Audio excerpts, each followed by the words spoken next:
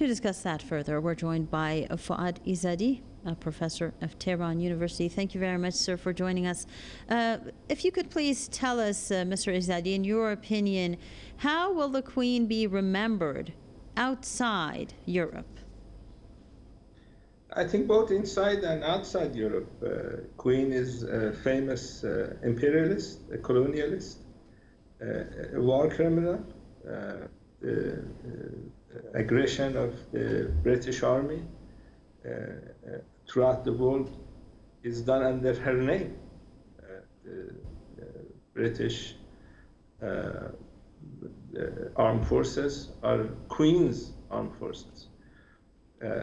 So we have just a handful of people who have engaged in so many atrocities in the last century. Hitler, for example, some of American presidents belong to that list, and Queen Elizabeth that oversaw the end of the British Empire. You know, empires are generally very brutal. At the beginning, when they want to take over a land, they become very brutal.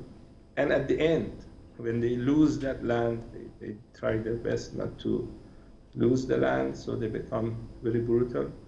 What the British Army did in Kenya, in Malaysia, in Indonesia, all over the world, in Iran with 1953 coup.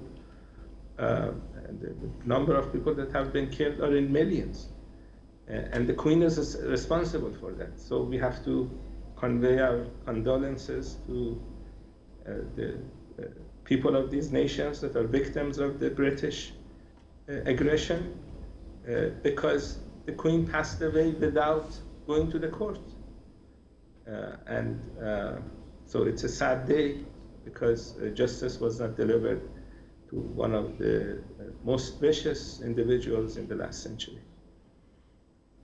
So let's not forget that, for example, as far as the Middle East is concerned, just a couple of years after the Queen came to power, there were lots of developments in the Middle East, particularly in Iran, where even a coup, which toppled the democratically elected Prime Minister Mohammad Mossadegh in Iran, was orchestrated with the help of the British and American intelligence forces, something that obviously was done under her supervision. Let me correct the language a little bit. It was not done with the help of British and American intelligence. It was a British and American intelligence operation with the help of a few Iranians that were under payroll. And this is just one example of what the British did to Iran. The support for the brutal Shah's government, the Sabak, the torture methods of the Sabak were tortures that the British engaged in different colonies.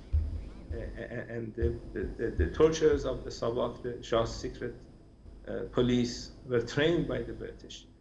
The support of the UK government for Saddam's war against Iran, the brutal sanctions in the last 40 years, the British interference in internal affairs of Iran, trying to cause difficulties for Iran internally.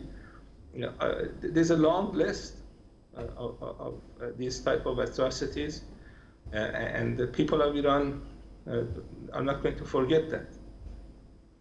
What about the people of Iraq? Also, the wars in Iraq were actually done with the supervision and, of course, the orders, under the orders of the Queen.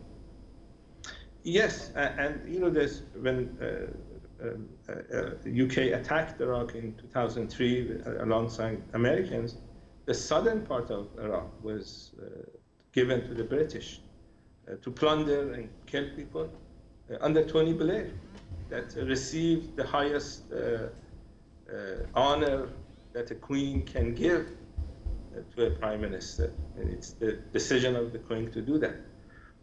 So the atrocities of the British in this part of the world, whether it's in Iraq or in Afghanistan, and elsewhere. The billions of dollars of British weapons that are killing Yemenis as we speak. These are all atrocities that sooner or later United Kingdom need to answer for. And these are not going to be forgotten. Thank you very much, Fadi Zadi, professor at Tehran University.